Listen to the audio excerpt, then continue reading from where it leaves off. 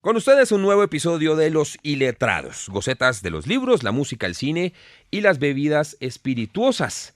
El episodio anterior, para quienes lo escucharon, arrancó bastante bien y terminó embolatado. Terminó embolatado porque el tema, pues sí, era bastante denso, nos puso muy reflexivos, nos asqueó en muchas formas, pero bueno, es de lo que se trata esto, ¿no? De que todos lo sintamos en la panza, porque aquí no venimos a complacer a nadie, simplemente traemos buenos textos. Miguel Castillo Fuentes, por lo que más quiera, dígame que hoy venimos con un episodio esperanzador, lleno de luz, en el que vamos a volver a confiar en la humanidad y sabemos que todo es posible. No. Lamento decir que no. No me jodan. El cuento que traigo. Y hoy no hay ni whisky, no pasa nada. Voy avisando acá el cuento que traigo. Pero bueno, hablando de lo que decías de asquear, me parece también que eso es encantador en la literatura o en el arte, ¿no? A veces lo que uno necesita es que uno le revuelca en el estómago. A ratos. A ratos, eso es necesario, señor, ¿no? Sí, señor. Este que voy a leer no creo que revuelque, pero sí va a dejar una extrañeza. Es un cuento donde dos padres esperan a sus hijas a la salida de un colegio, muy tranquilos hasta que descubren que algo extraño está pasando. Ok, o sea, todo mal. Eso, colegio, algo extraño. Sí, esto no va a terminar bien. Pero, hombre, Víctor Manuel está en vacaciones. Cuando grabamos este episodio estamos en final de año. Sé que viene pachanguero. Hoy, ¿con qué nos enfiestamos, Víctor Manuel? Bueno, señor, yo no traigo algo para enfiestarme, No. pero sí es, digamos, un grito. A la mierda, todo. No, señor, es un grito de esperanza, un grito de bueno, reivindicación, muy bien. un grito de bueno, las Malonino cosas Bravo. pueden ser Sí. distintas. Sí, más Bien, o menos. listo. ¿No? Faltaría ese América gritado, pero Ok. No, Pero, ahora sí se está dañando el programa.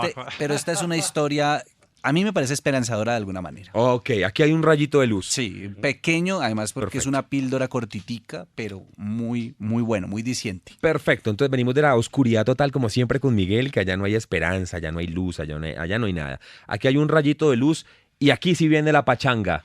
Oye, tienes un cachumbo como a lo Clark Kent. Qué guapo él. Es que él ha venido puliendo el Sí. estilo, como ahora es famoso y la gente lo sigue tanto en las redes de Todo los un Iletrados Clark sin Podcast. Luisa Lane. Bien, bien. Ahora se sube así el cuello de la chaqueta, ¿no? De la chaqueta de jean. Luis Carlos, a ver, dígame que usted va a salvar este episodio hoy con una lectura medianamente alegre. La gente está en vacaciones, Luis Carlos. Yo creo que el final tiene un giro ahí inesperado que nos puede poner en contacto con la ternura, con la esperanza, pero también, no del todo. Yo creo que tiene sus cosas escabrosas y que le dan sobre todo a uno mal genio, más que escabrosas. Bueno, mi invitación es a no escucharnos. Ya váyase a otra vaina, vaya a escuchar el podcast de Lina Tejero, que allá seguramente están hablando de cosas positivas, porque recuerda, vos podés. Somos los Iletrados. Arrancamos. Los Iletrados, gocetas de los libros, la música, el cine y las bebidas espirituosas.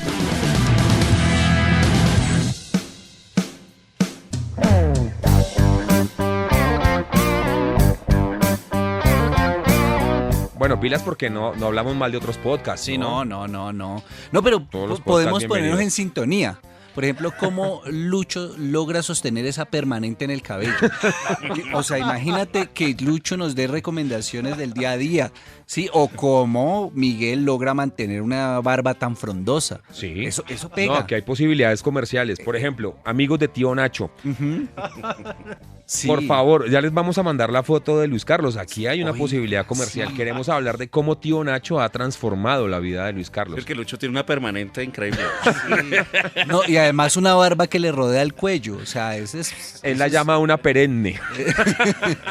Sí, o sea, tenemos que ponernos más en sintonía con el espíritu de los tiempos, Andrés, No, porque de pronto totalmente. la literatura ya queda un poco al margen de todas estas Terminó discusiones. ya es siendo secundario, un sí. episodio capilar. Sí, No, la pues, salud y la yo- belleza capilar. Yo he ido aprendiendo desde hace un año que he ido dejando crecer el cabello a usar el acondicionador. Eso es algo, wow, no sabía. Ha aprendido lo que es el baño. El champú. A ver, si la cosa es que aquí tenemos, con Luis Carlos tenemos el pelo, con Miguel tenemos la barba. ¿con qué promoveríamos algún producto con Víctor Manuel? Uy, a ver. Con Gillette. Damos la bienvenida a Gillette. No, me he vuelto experto, aunque ustedes no lo crean, ¿sí? En bloqueadores.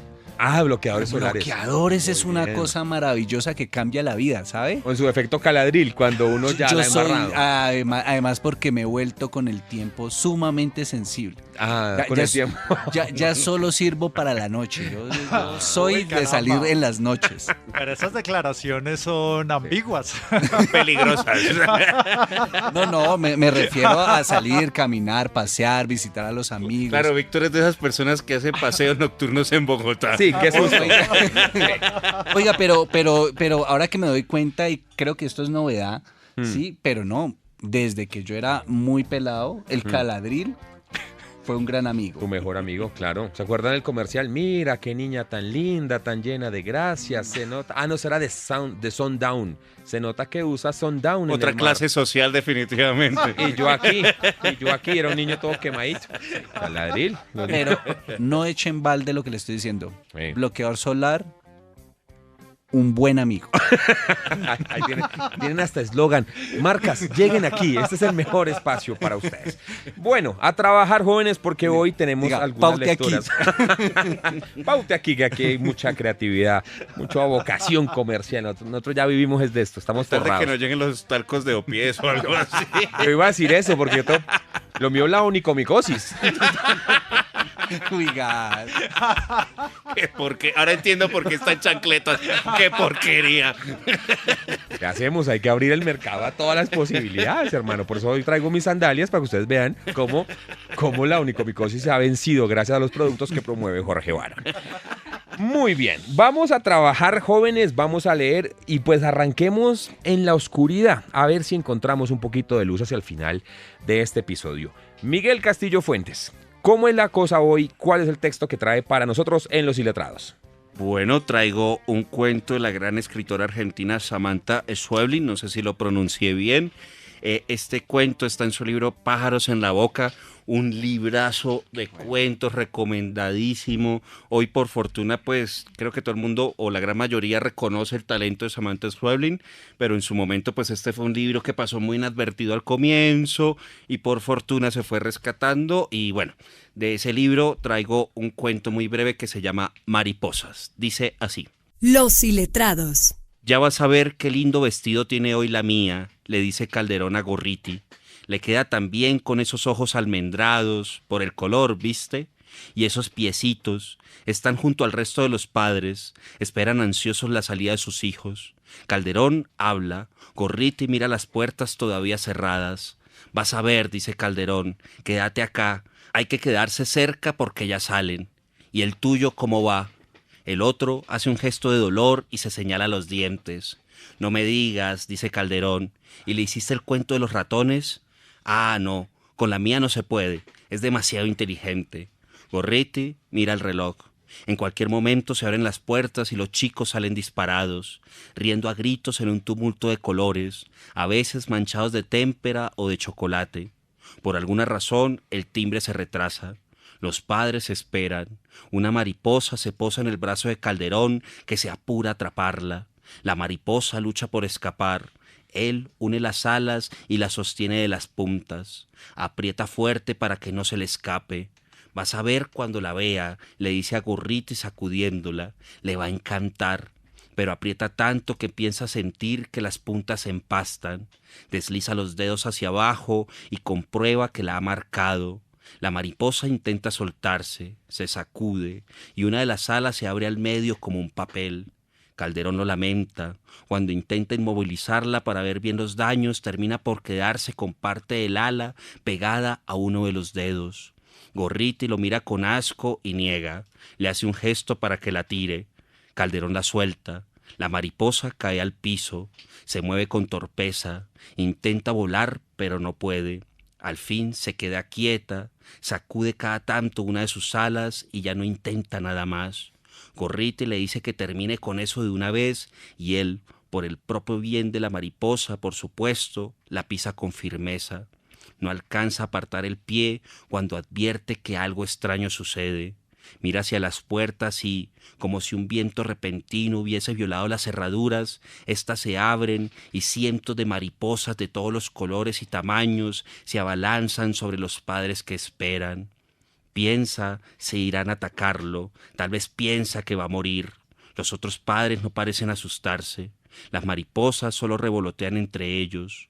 Una última cruza rezagada y se une al resto. Calderón se queda mirando las puertas abiertas y tras los vidrios del hall central las salas silenciosas. Algunos padres todavía se amontonan frente a las puertas y gritan los nombres de sus hijos. Entonces las mariposas, todas ellas en pocos segundos, se alejan volando en distintas direcciones. Los padres intentan atraparlas. Calderón, en cambio, permanece inmóvil. No se anima a apartar el pie de la que ha matado. Teme, quizá, reconocer en sus alas muertas los colores de la suya. Uy. Qué bárbaro. Qué bestia. Empezamos, pero una barbaridad. No, ese fue el primer cuento que leí de ella y ya, me ganó. Sí, ya, me rendí. No, qué belleza. Además, porque en serio que es muy, muy bello. A pesar de lo sórdido que podría encontrar el lector desprevenido en el hecho de pisar y de torturar así al animal. Creo que también ahí con el aleteo y la imagen es bastante potente, ¿no? Como al salir todo ese montón de mariposas en medio de Y ellos. siento que es una escritora que también no menosprecia al lector, ¿sí? No se lo deja todo masticado, ¿no? Pero da las pistas suficientes para que tú entiendas, pues, lo que está pasando ese personaje que acaba de pisar a esta mariposa. O sea, Dios mío, ¿qué acabo de hacer? ¿No? Y Luis Carlos, sobre todo, también es de estos que nos gustan, de los cortos contundentes, de los que van a la pepa y lo dejan a uno, ¡guau, carajo!, ¿no? Que son realmente los cuentos cortos que al final terminan siendo largos porque uno no deja de masticarlos, no deja de estar. A mí me parecieron que es muy potente, que es muy poético, sobre todo el aletear de las mariposas, que a veces se convierte como en un cliché cuando hablan de cierto escritor colombiano como García Márquez, que tiene un episodio que es bello, pero que es pequeñísimo dentro de su gran obra 100 años de soledad, pero aquí me parece que tiene más potencia el aletear de las mariposas cuando llegan, no sé, me parece que es un cuento bastante poético. Y un dato que creo que lo estaba diciendo aquí el viejo Víctor ahorita que estábamos hablando, creo que dentro de muy poco va a ser Premio Nobel de Literatura, y ese libro, si no estoy mal, está editado por Páginas de Espuma, que tiene grandes obras. O sea, los grandes narradores de hoy en día y narradoras de hoy en día, creo que las está editando esta De hecho, editorial. la reeditaron hace poco, Pájaros de Espuma, Pájaros en la Boca, como les decía. Sí. Esto en un momento pues pasó muy como de agache, muy menospreciado, y fue agarrando, por fortuna, como ese reconocimiento, ¿no? Y lo que dice Qué buen Luchito, cuento, ya está en recomendadísima Páginas de Espuma, que es esa señora, sí. la gran editorial de cuentos. Sí. Y el cuento que le da nombre a este libro es una bestialidad. Uy, sí. Es una bestialidad. De este libro recuerdo también mucho uno que nos gustó mucho, Andrés, que se llama Papá Noel en casa, si no, Uy, si sí, no señor. recuerdo. Sí. Es una cosa muy bestia. Pero mire que esta imagen de las mariposas, aunque es una figura recurrente en lo poético y en lo literario, no deja de ser un momento maravilloso. Hay un evento que sucede en México cada año que es la migración de la mariposa monarca. Sí. Es un espectáculo, Andrés, que yo creo que quisiera ver al menos una vez en la vida, pero es un espectáculo de ver el cielo nublarse de mariposas volando, ¿no? Y toda la belleza que encierra y toda la poesía que encierra la figura de la mariposa. Me encanta el manejo de lo fantástico, ¿no?, que tiene esta escritora en un cuento tan absolutamente corto, ¿no? Sí, y contrastar tanta cosa porque, claro, los demás están sorprendidos, maravillados tal vez con lo que está pasando, pero Calderón sabe lo que hizo. Sí, claro. Y Que él sabe obviamente lo hizo. Sí, sabe que es el causante de eso y él no ve eso como un espectáculo maravilloso, sino él sabe que hay muerte ahí. Y sobre todo cuando en la parte en la que narra Miguel, que ya decide por piedad pegarle ese pisotón. El gorrito y le dice, final. ya, cábala, ¿no? Sí, ya, mátala. Y que parece algo tan cotidiano. ¿Qué significa para uno pisar una mariposa? ¿Sabes? No es mayor cosa. Hay un fragmento, a ver si ustedes me ayudan, no sé si es en El Lobo Estepario de Hermann Hesse o en La Náusea de Sartre, donde hay una historia de una cucaracha, que el man está viendo una cucaracha que sale y entra todos los días de su habitación. y él empieza a tener una relación con ese animal hasta el punto de que en una tapita de gaseosa empieza a ponerle de comer. Es en uno de esos dos, estoy seguro, pero ahí hay una conexión también que siempre me ha llamado la atención, porque pues uno quiere pisar una cucaracha, no sé si uno quiere pisar una mariposa, ¿no?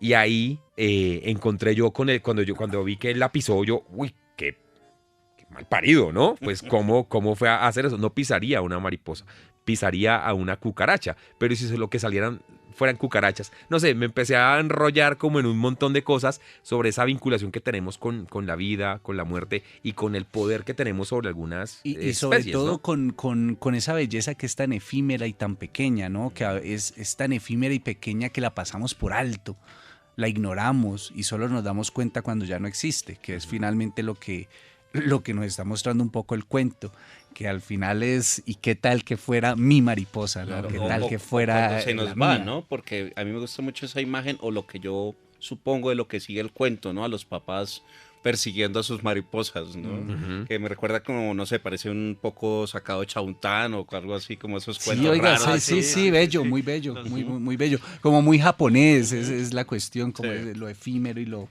delicado, esa Claro, sutileza. y además el escenario en el que la autora nos pone, porque son manes esperando a sus hijas que salgan del colegio. También ahí hay un escenario que creo que no es gratuito.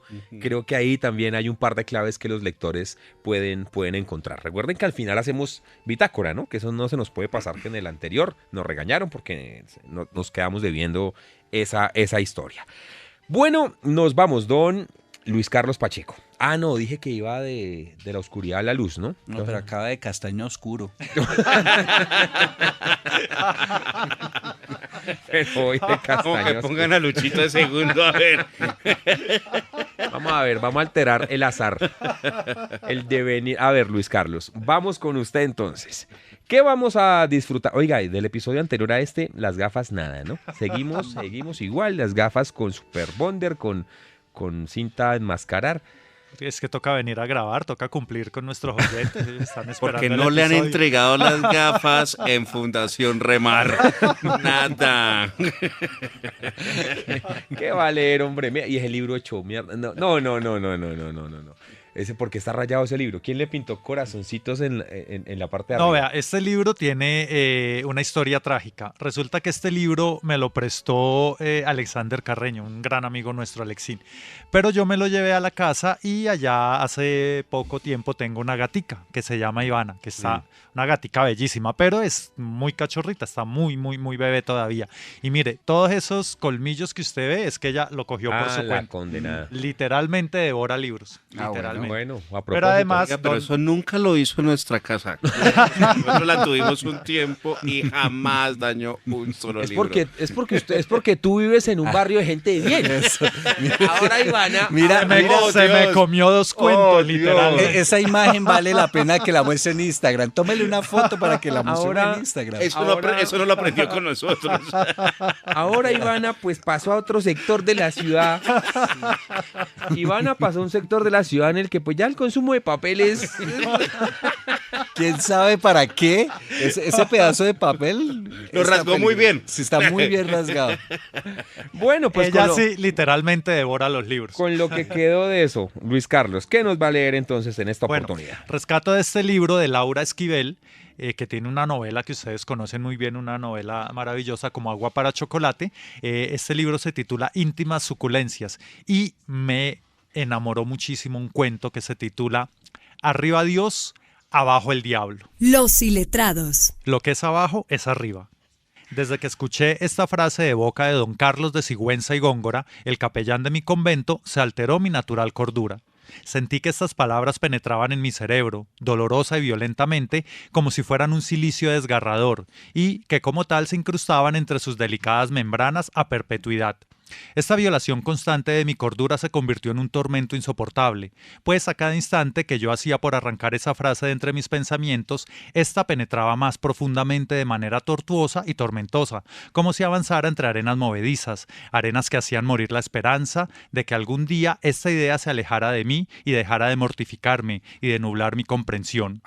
por más que don Carlos se esmeró en explicarme que lo que es arriba es abajo, se refería a una ley del universo que establece que las mismas condiciones y fenómenos que se aprecian en este mundo suceden y se reproducen simultáneamente en otro plano superior, no entendí nada.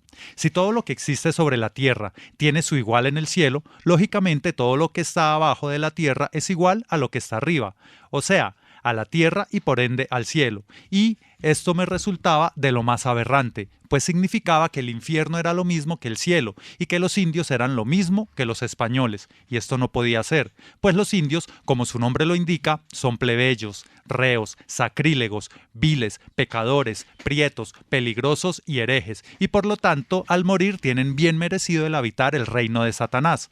Todo lo contrario de nosotros los españoles de buena casta, blancos, católicos, virtuosos y de buenas costumbres. ¿Qué tenía que ver yo, hija de una de las mejores familias de la Nueva España, con los indios paganos que estaban enterrados bajo mi casa? ¿Qué tenía que ver mi bello convento de la Concepción, que orgullosamente estrenaba en este año en la ciudad la primera cúpula construida sin tambor, pero con ventanas de media naranja y linternilla, con la cruel y sanguinaria arquitectura de la gran Tenochtitlán? ¿Y qué tenía que ver la señorial casona de mis padres con los restos del templo que está abajo de ella y los salvajes y desenfrenados ritos que los indios acostumbraban a realizar en él? Nada, absolutamente nada. Dios nos había hecho a los españoles a su imagen y semejanza. En cambio, los indios estaban hechos a la imagen horrenda de Satanás. Pero una terrible duda empezó materialmente a enfermarme. ¿Qué tal si los ladinos indios querían verdaderamente igualarse con nosotros y utilizando las excelentes relaciones que de seguro tenían con Luzbel, trataban, con su maléfica ayuda, de hacernos perder el inefable don de la gracia al presentarnos de una manera muy apetecible los alimentos germinados bajo esta tierra que ellos cubrieron de iniquidad al mancharla con su sangre? Ese siniestro Belcebú ya había tentado una vez con una manzana en el Edén al padre de la humanidad y bien podría intentar repetir el mecanismo.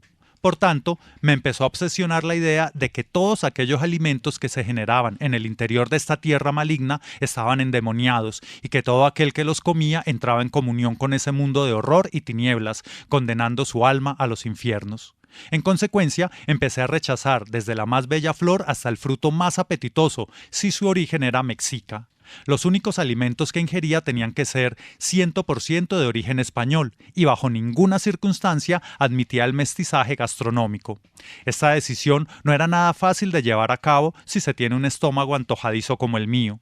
Sabedora de mis debilidades, al llegar a la acequia que corría al costado del palacio y la plaza mayor, por donde se deslizaban las canoas de los indios cargadas de frutas, legumbres, granos y flores, procuraba no mirar, ni oler, ni imaginar siquiera la presencia del maíz, el frijol, la chía, el jitomate, la calabaza, la piña, la chirimoya, la papaya, los capulines, el aguacate, el mamey, el zapote, el chicozapote, la guayaba, las ciruelas, los jocotes, los tejocotes, las pitahayas, el chayote, los chiles, la nona, el chilacayote y las ciruelas. En general, podía evitarlo sin dificultad, lo mismo que los puestos donde se vendían ranas, patos, chichicuilotes, azoquiles y huevos de mosco. Pero, ¿cómo no leer el cacao? ¿Cómo regresar al frío y húmedo convento sin tomar una taza de espumoso chocolate? ¿Cómo abandonar de un día para otro el delicioso vicio de tomarlo? Ya bastante había doblegado mi voluntad y flagelado mi estómago por todo un mes sin tocar los alimentos prohibidos. Un mes sin probar atole, tamales, tortillas, conservas de frutas y sobre todo sin disfrutar del maravilloso chocolate. Así que, sin importarme las consecuencias, me bebí una grande y rica taza de un solo y continuado sorbo, y después, agobiada por el arrepentimiento, me dispuse a regresar a mi retiro. Tratando de olvidar mis culpas, recorrí el portal de mercaderes, donde se vendían botas, zapatos, vestidos, camisas, puñales, espadas, sedas, tibores de Castilla y, en fin, todo aquello que yo nunca podría comprar ni llevar para mi uso personal. Pero eso no era impedimento para que siempre me soñara luciendo un bello mantón de Manila, y en algunas ocasiones había llegado inclusive a imaginarme como todo un caballero de capa y espada. Pero ese día mi imaginación estaba trastornada por la espuma del chocolate, que me subía desde el estómago hasta la cabeza e inundaba mis ojos y los hacía alucinar miles de círculos de color chocolate tornasol. Dentro de uno de esos diminutos aros me vi a mí misma saliendo del vientre de la ciudad, o sea, del centro de la Plaza Mayor, de entre una interminable caterva de indios andrajosos y una procesión de frailes y monjas, con el pelo suelto y moviendo las caderas de un modo lascivo, vestida con una falda de tela burda y transparente como la que usaban las mulatas. Frente a mí estaba el templo mayor de Tenochtitlán, y por su empinada escalinata, monjas y sacerdotes españoles ascendían a los 3 estratos celestes. Yo trataba de subir, al igual que ellos, pero los indios me lo impedían. Con las manos me arrancaban a jirones el vestido y me dejaban desnuda y aturdida ante el incesante griterío de pregones, el ruido ensordecedor de las campanas y el escandaloso rodar del carruaje del virrey en su camino hacia Palacio. Y yo corría por un túnel oscuro y descendía poco a poco hasta Mictián, en lo más profundo de los inframundos. Pero, Dios bendito sea, siempre benigno y misericordioso, no quiso despojarme enteramente de sus auxilios en medio del caos que reinaba en mi mente, e iluminó mi conciencia con un rayo de su luz para que con él pudiera regir mi destino y encaminarlo hacia su vera. Pude correr entonces hasta la entrada de la catedral y me tiré boca abajo sobre las baldosas del suelo y las lamí mientras avanzaba hacia el portón central, hasta que mi lengua quedó seca y lastimada, sin saliva y sin rastros del maldito chocolate. Pedí perdón 1000 veces mientras destrozaba y derribaba las imágenes de los santos que adornaban la nave principal del templo. El Supremo Creador me escuchó y me dio su absolución, porque Él sabe toda la verdad y sabe que, en verdad, los indios y los españoles eran lo mismo. Los sacerdotes del Santo Oficio son los mismos sacerdotes aztecas sacrificando vidas para venerarlo, que en verdad cada uno de los ídolos aztecas es igual a cada una de las imágenes de los santos, que, en verdad, Luzbel está hecho también a su imagen y semejanza, que en verdad, así como los sacerdotes aztecas bebían la sangre y devoraban el cuerpo de sus sacrificados, los sacerdotes españoles tomaban la sangre y comían el cuerpo de Cristo, que, en verdad, al beber el chocolate se entraba en comunión con Mictián, pero por los mismos y al mismo tiempo con las más altas esferas del cielo, puesto que lo que es abajo es arriba. Ahora, lo único que tengo que hacer es convencer de todo ello a los inquisidores del Tribunal del Santo Oficio, que mañana vendrán para juzgarme. Qué mal. Qué cosa está la fascinación que sí hay con el chocolate, ¿no? Creo que hay un montón de textos y nuestros oyentes sabrán nutrir esa lista de textos que hablan sobre el chocolate, sobre la pasión por el chocolate, el misticismo con el chocolate. El chocolate va desde estas cosas, estos lugares comunes de que consumir chocolate lo hace sentir a uno como estar enamorado, hasta todo el tema ancestral del chocolate. Pero he leído textos de la connotación política del chocolate y aquí vemos a una persona en contradicción, en un dilema moral, religioso, espiritual, místico por cuenta del tema del chocolate. Una persona que sabe clasificar muy bien a los seres humanos entre hijos de Satanás e hijos de Dios, pero que sabe que eso, pues que en ocasiones el infierno es rico, ¿no? Que como que lo que viene del diablo tampoco es tan malo. Siempre el chocolate, por lo menos en todos los textos que yo he leído, se muestra como una bebida voluptuosa, siempre relacionada con la sensualidad. Pero a mí, ¿por qué me atrapó mucho este cuento? Porque al principio me dio rabia. Yo decía, ¿pero qué está escribiendo esta señora aquí? Cuando decía que los indios eran horrendos, que eran nefastos, en cambio los españoles eran los verdaderos hijos de Dios. Y luego comprendí que ella estaba justamente en ese intríngulis, estaba tratando de encontrarse, y cuando empieza a describir de manera tan apetitosa los frutos que los indígenas llevan, entonces yo dije, uy, qué cosa tan maravillosa. Y cuando finalmente ella dice, no, pero yo de qué estoy hablando, finalmente todos somos iguales, tanto los aztecas como los españoles, y son los mismos ídolos, etcétera, etcétera, y el final me parece absolutamente encantador. No, ya que lo tengo claro, ahora solo me queda convencer a los de la Santa Inquisición, que mañana vienen para juzgarme. Entonces ese giro me pareció muy tierno, pero también muy cruel al mismo tiempo. Esa pobre mujer, imagínense lo que le va a hacer la Santa Inquisición. Otra de las cosas que me encantaron de este texto, Miguel, esa enumeración que hace de los productos de la tierra de acá y esa sonoridad, esas palabras, porque nosotros creo que quienes hemos podido disfrutar de ciertos textos que sabemos que en esa enumeración hay un carácter poético también, hay una naturaleza poética, pero particularmente con esta enumeración yo veía una música ahí divina, porque aquí creo que el español y particularmente esta parte del mundo sí que supimos ponerle nombres a esas cosas, ¿no? Lo poético y lo bonito y lo rítmico que hay ahí, ¿no? Y lo sabroso, porque imaginémonos Europa sin las comidas de América, ¿no? Suiza sin chocolate, bueno, no sé. España sin el gazpacho. Ajá, por ejemplo, las patatas, tío. Las Quítame patatas de la bravas, tortilla, te jodiste. La tortilla de patatas. Sí. O sea, realmente yo creo que para el europeo haber encontrado y destruido de cierta forma América fue lo mejor que le pudo haber pasado. Sí, pero aquí esas palabras tan bellas, ¿no? Que con las que denominamos, con las que nombramos, enunciamos las cosas, creo que es bastante musical. Y a eso iba justamente, porque los aztecas le llamaban Xocolat, ¿no? Es un nombre bellísimo con X, ¿no? De hecho, recuerdo una panadería en Cali muy famosa que tiene ese nombre, Xocolat. ¿Ustedes se acuerdan este texto que está en uno de estos libros de comida? Creo que es donde está el de las garras de pezuña de Ah, sí, señor. Sí. Ese iba. Historias de la cuchara. Historias de la cuchara, y el texto se llama Xocolat. Xocolat, y sí. habla un poco del encuentro de los europeos con el chocolate. Pero creo que no solo con las comidas, con una cosa que el viejo mundo jamás hubiese conocido si no hubiese pues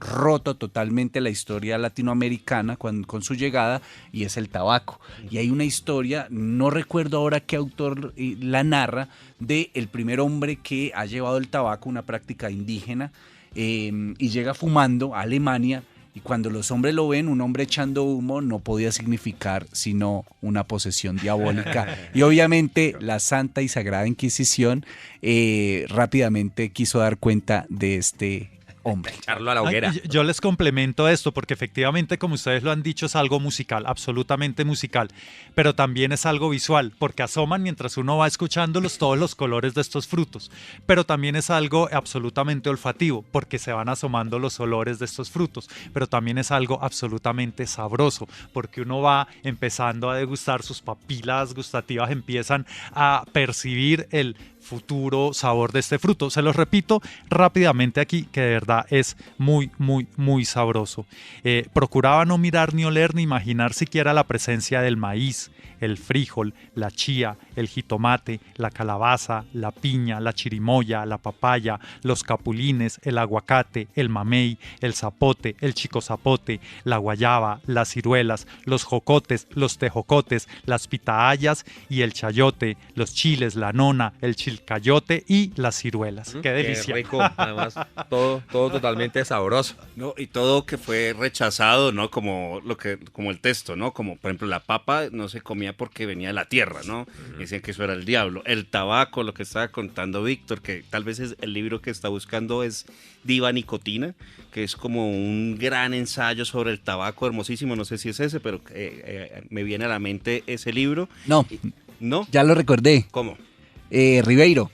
Ah, solo para fumadores. Solo para fumadores, El sí, cuento señor. de Julio Ramón Ribeiro, que es un cuentazo. Pero hay un libro de ensayo increíble sobre el tabaco, que también lo que dice, como que al principio rechazado, esto es del diablo, sacando humo, que no sé qué, y luego como que lo fueron prohibiendo, metían a la gente en la cárcel y no era suficiente, y se fue aceptando, como se fue aceptando la papa, como se fue aceptando el chocolate, todo lo que salía de esta tierra, rechazado por ser del demonio, pero terminó siendo consumido con voracidad. Bueno, ahí lo tienen. Sí dimos un pasito adelante, es que veníamos. Bueno, pues vamos a ver con qué cerramos, porque nunca se sabe. Víctor Manuel Muñoz y Osorio, el texto de cierre de este episodio en los que estamos con la charla de borracho. Estamos hablando de todo, así que todo se vale, todo cabe, todo se puede. ¿Qué va a leer para su audiencia, señor? Yo creo que uno de los temas, y eso digamos que nos lo puede complementar un poco Miguel, que ha estado más inmerso en ese mundo, es... ¿Del alcohol? Aparte del alcohol, las drogas? drogas, sí, y otros vicios. Fundación Remar te espera. Efectivamente. Aparte de eso, creo que una de las cosas que Miguel nos podría hablar es el mundillo de las editoriales. Ah, sí. Hay una cosa muy chévere que creo que pocas veces hemos hablado, y es de los pequeños mundillos que existen dependiendo de las profesiones.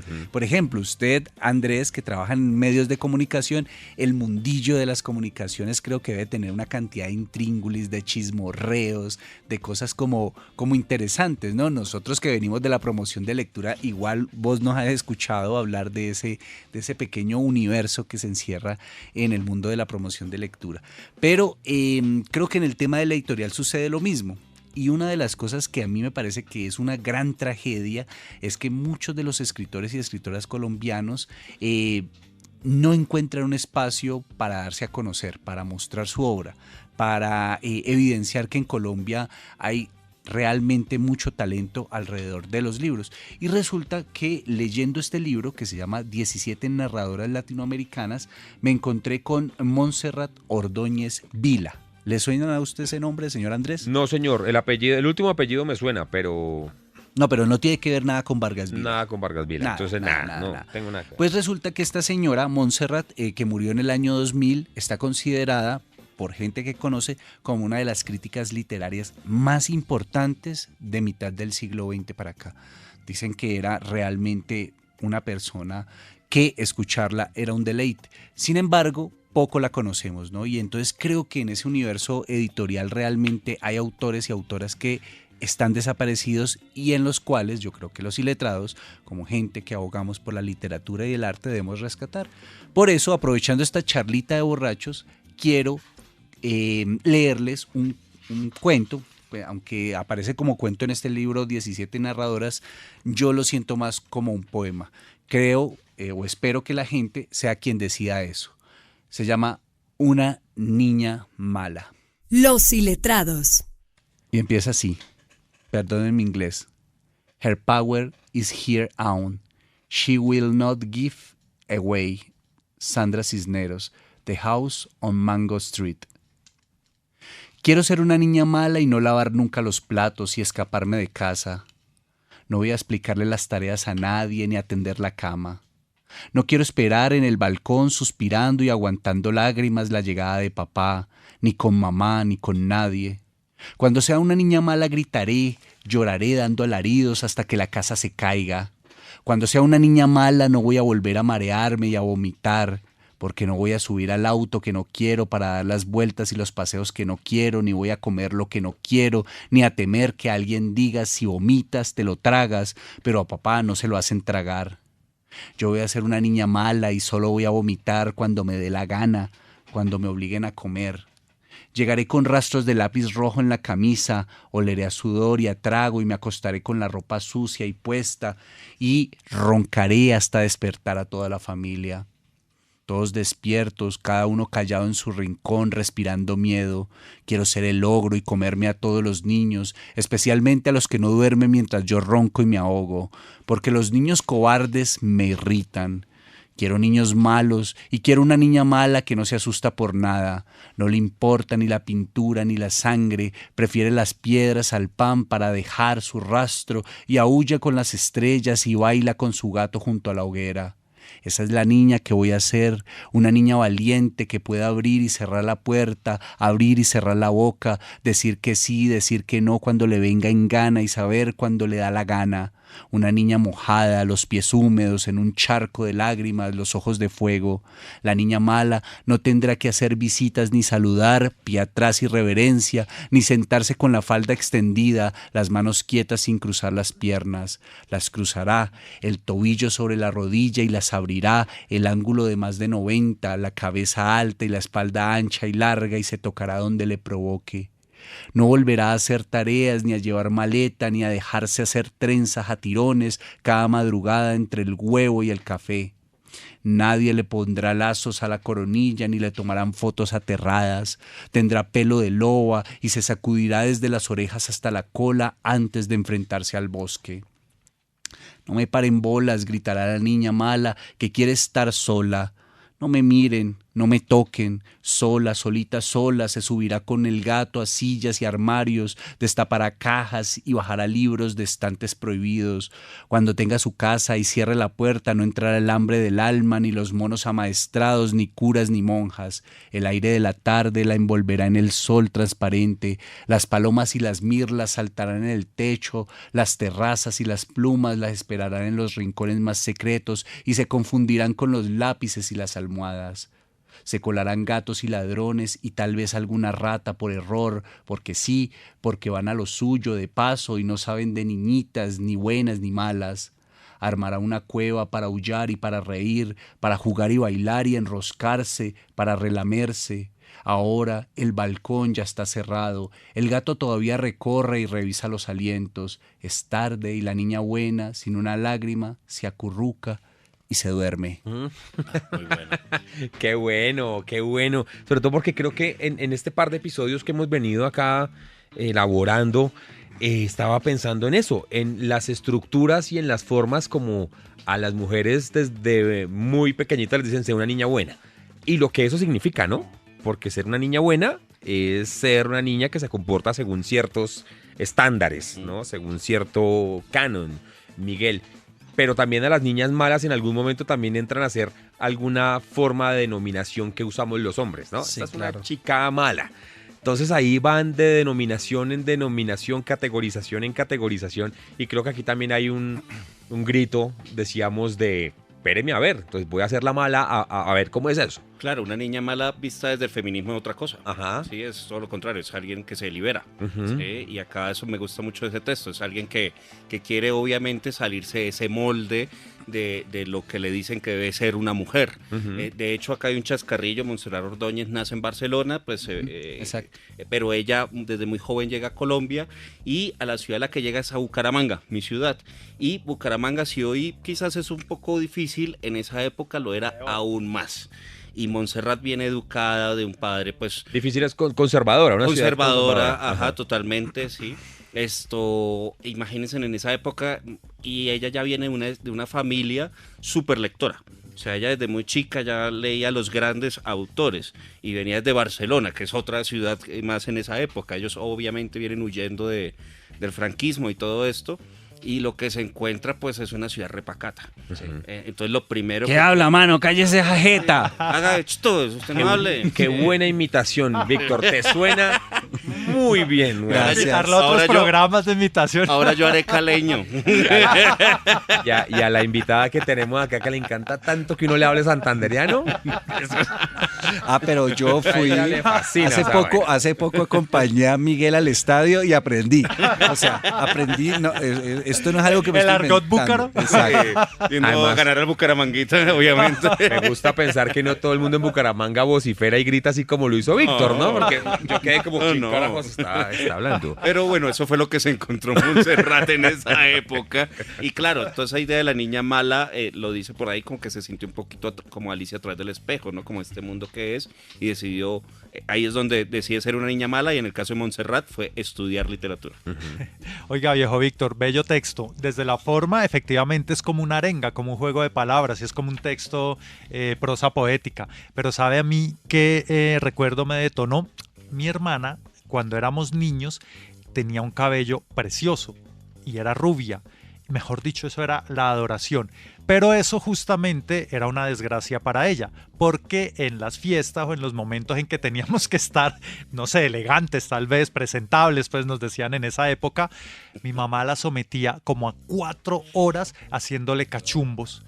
Y yo la veía, ahora comprendo en esa época, yo decía, pero ¿por qué? Tradúzcame cachumbo. Cachumbos, tirabuzones, Los que- los crespos. crespitos. Tirabuzones. Ahora quedó más claro. Sí. Los rulitos que tiene Lucho de manera natural. Los que tiene usted, pero más larguitos así. Y mi hermana, y eso era como 3 o 4 horas haciéndole esos cachumbos que quedaran perfectos. Yo me acuerdo mi mamá enrollándoselos con un lapicito, le echaba manzanilla para conservar el color claro del cabello, pero era en serio como 4 horas y mi hermana terminaba llorando y con 0 ganas de irse a la fiesta o al sitio donde la iban a llevar, porque eso tenía que ser la manera de comportarse de Una una mujer, señorita. de una niña bien puesta. Entonces Claro. yo me imagino las ganas que tenía ella en ese momento de correr como nosotros, nosotros, de lanzarnos, etcétera, etcétera, pero no podía porque era la niña y tenía que comportarse así. Además, me imagino que le tocaba ese papel horrible de, bueno, salude a todo el mundo. No sé si la pusieron a cantar como a Lisa Simpson alguna vez, pero no sé si eso le pasaba. Pero sí, a Lucho. Pero sí le jalaban el cabello, porque el terror era que le jalaban el cabello cuando le hacían los peinados, como lo que decía aquí el texto. Víctor, que nos leyó pero el ahí compa Víctor. la pregunta ahí que me surge a mí es el para qué.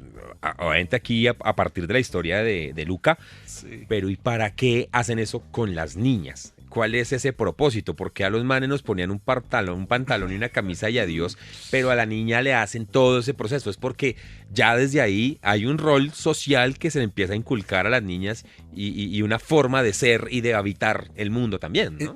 Es que en mi caso, digamos, si yo veo mi infancia no fue tan así. Porque No te hacían esos cachumbos 4 horas. Mi mamá no me hacía eso, pero mi mamá era de las que me sentaba a partirme la raya en el pelo, pero era perfecto la punta de la raya. Tanto que yo siendo adulto seguía haciéndome la raya hasta que me dijeron, oiga, usted ya creció, y Ya, me di mijo. cuenta que ya había crecido y Dijo tu esposa. Hasta que la Cordy le dijo, bueno, nos vamos a ir, pero se quita ese peinado. exactamente. Seguía haciendo la raya y usando pantalón corto.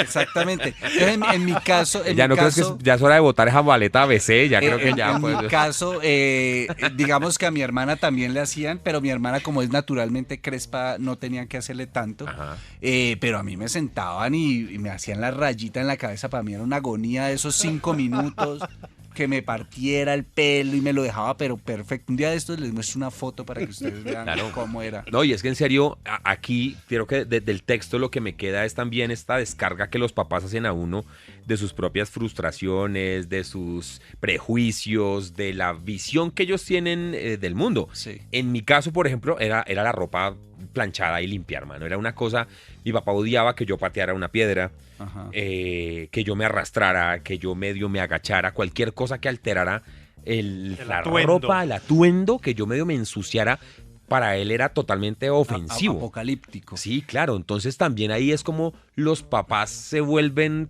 ellos se empiezan a reflejar en Sí, uno claro, muchas cosas. claro, ¿no? claro. Total. Claro. Lo que yo no fui, lo que yo no tuve, mijo, agradezca que le estamos dando eso. Claro, por eso le ponen Ronaldo. No, Yo le pongo al Cristiano Messi. ¿sí? Ahí con este cuento me di cuenta mucho tiempo después. Había leído cuando estaba en la universidad un cuento que había escrito una compañera de literatura justamente, y tuve la oportunidad de leerlo, que se denominaba Quisiera ser un niño.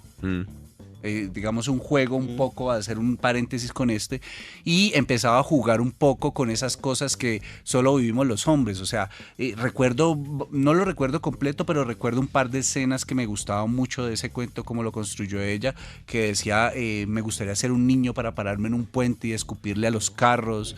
Quisiera ser un niño para saber qué se siente orinar en cualquier parte cuando me dé la gana. Ahí hay una necesidad de libertad también, ¿no? Claro. Exacto, era un ejercicio un poco Las llevándolo, normas.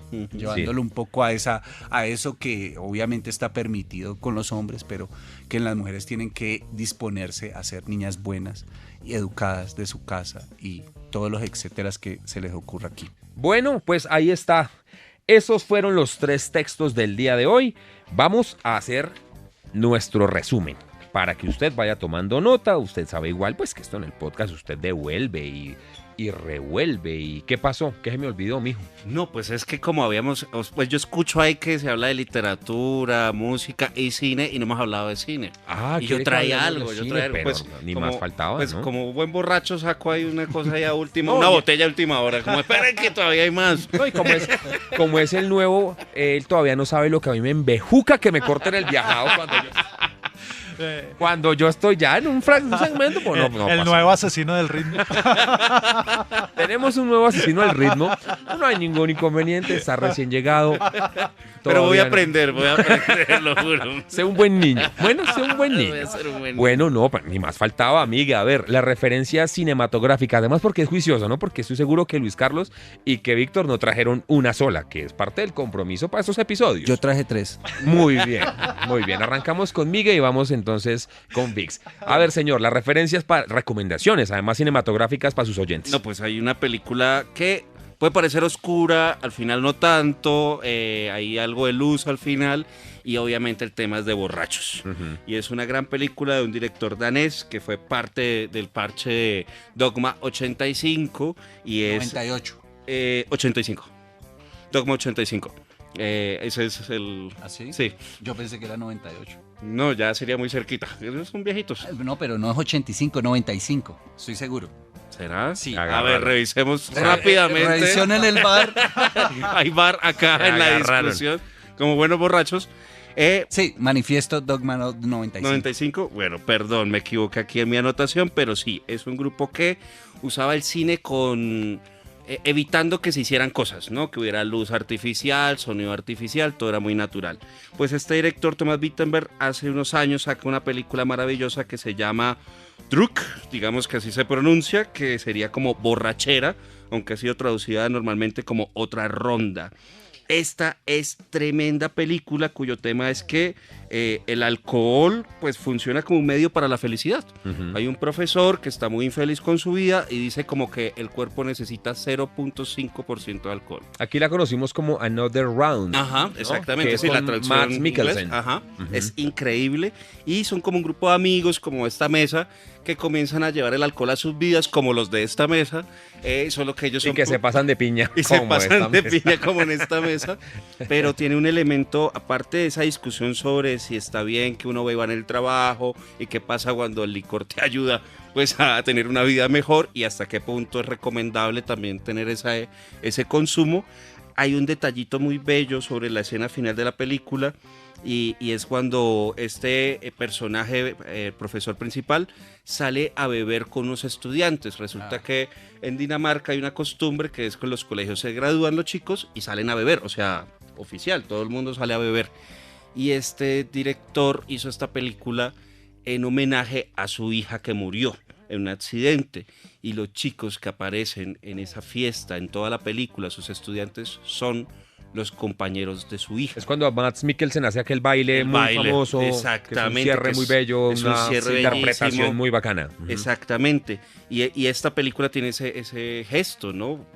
O sea, Thomas Wittenberg estaba destruido por la muerte de su hija y decide hacer esta película en homenaje, ¿no? A ver, mijo, sus 3 películas, ¿cuáles son? No, pero es para no quitarle más tiempo al cierre suyo. muy bien. No, Me sí vas a tengo, apoyar. sí tengo. Sí. Pero déjeme hacer el comentario alrededor de esta película. Es que usted Sí. ya se me olvidó a qué iba. Ajá. Pepe le ayudó un poquito de pronto. No. A lo que iba es que usted Qué borrachera tan berraca. no. Usted la vez pasada nos contaba que se acuerda la frase de Hemingway de lo importante es estar borracho. Cuando yo creo que lo que demuestra esta película es que es el proceso, es ese momento en que te sientes muy bien, en que el licor de alguna manera te estabiliza y te deja ver las cosas de acuerdo a no sé, a parámetros diferentes a los que usualmente tú la ves, ¿no? A veces uno suele ser rígido, suele tener nervios, pero hay un momento excelente del licor cuando tú superas toda esa barrera. Creo que esa película es un homenaje justamente al proceso de emborracharse. Ahí deberíamos parar, pero no, llegamos al otro lado. Cuando uno está más lúcido, cuando ve la Exacto, vaina, no, se ya. desinhibe. No, uno no puede parar. Ay, Uno ya cree no. que todo va perfecto. Ese ¿no? ya es un Sí. punto de no retorno. Ujú. Oiga, una serie donde se bebe mucho, Peaky Blinders.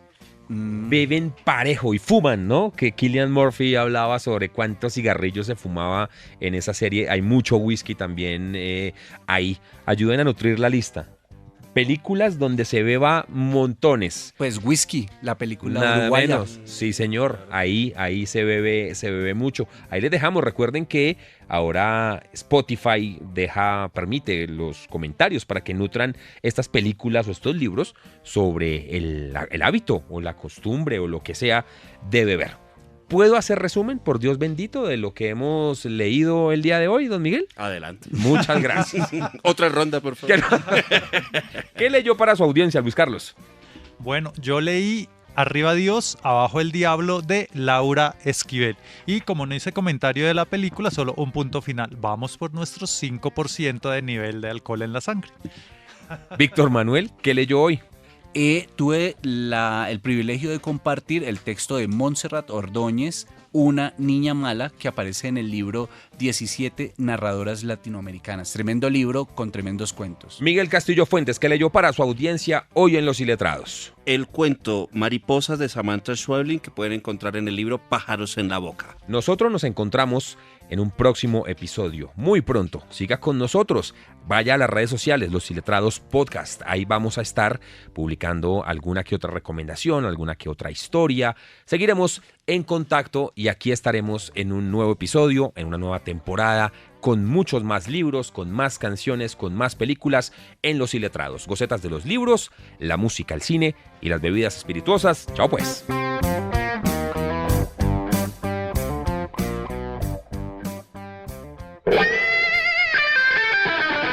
Pronto, un nuevo episodio de Los Iletrados. Gocetas de los libros, la música, el cine y las bebidas espirituosas.